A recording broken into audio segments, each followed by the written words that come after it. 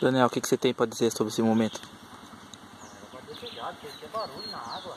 Não veio trabalhar. Equipe, estoura a linha.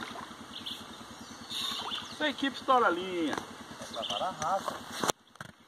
Essa não é a varinha menor, não. Essa é de arrasto. É a equipe estoura a linha.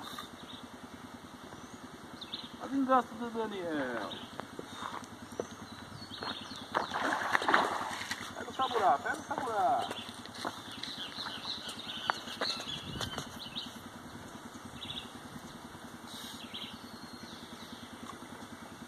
Ó.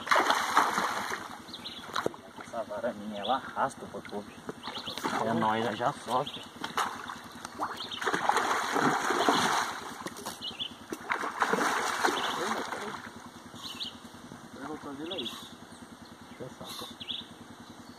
Pra tomar a frição dela, tem que ser bom. Se não for bom, não toma não.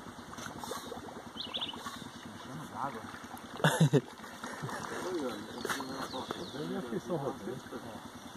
Aí você vai lá, leva ele e volta. Eu não vou pagar R$25 pra você.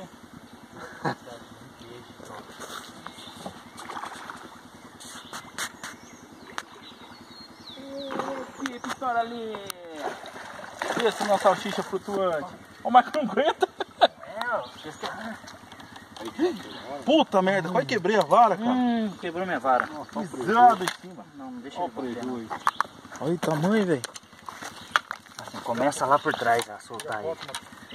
Vou tirar foto.